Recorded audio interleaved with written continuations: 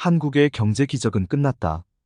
영국 파이낸셜 타임스는 지난달 한국의 경제 기적은 끝났나라는 제목의 기사를 실었습니다.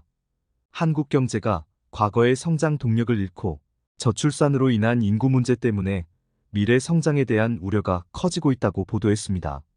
한국은행도 지난해 12월 보고서를 통해 한국 경제의 연평균 성장률이 1970년부터 2022년까지는 6.4%였지만 2020년대에는 2.1%, 2030년대에는 0.6%, 2040년대에는 마이너스 0.1%로 둔화될 것이라고 예측했습니다.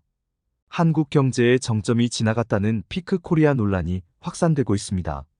송경식 한국경영자총협회 회장은 산업대개조가 필요하다고 강조합니다. 그는 지금이 산업대개조를 위한 중요한 시기다.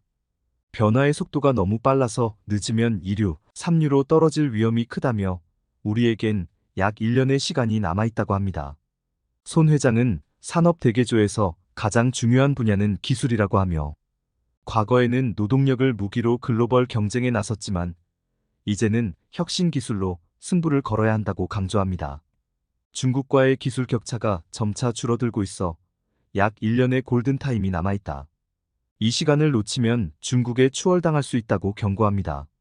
한국산업기술기획평가원에 따르면 한국의 산업기술은 중국보다 불과 0.3년 앞서 있다고 평가되었습니다. 손 회장은 혁신 기술 개발 외에도 노동 대개혁이 필요하다고 강조합니다. 한국의 노동시장이 국제 기준에 비해 고용 유연성이 부족하며 대체 근로 허용, 파견 대상 업무 확대, 파업 시 사업장 점거 금지 등이 필요하다고 주장합니다. 미국과 일본은 반도체뿐만 아니라 다양한 분야의 보조금을 지원한다며 한국 정부도 폭넓은 부문에서 보조금 지원을 고려해야 한다고 합니다. 또한 중대재해처벌법 등 외국 기업들이 한국에 투자하는데 걸림돌이 되는 법안들의 개선도 필요하다고 덧붙였습니다.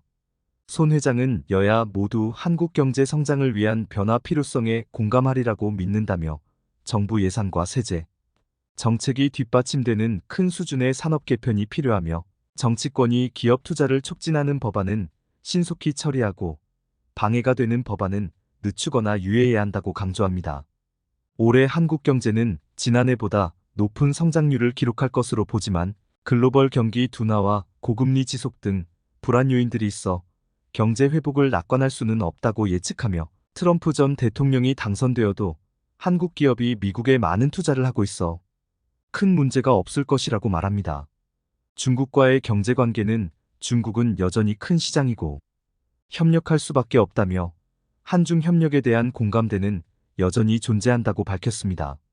한일 협력에 대하여는 한일 양국의 관계 개선을 위해 문화교류의 중요성을 강조하며 한국 음식과 음악, 영화 등을 일본에 더 많이 알리면 일본 국민들의 한국에 대한 호감과 이해도가 높아질 것이라고 말합니다.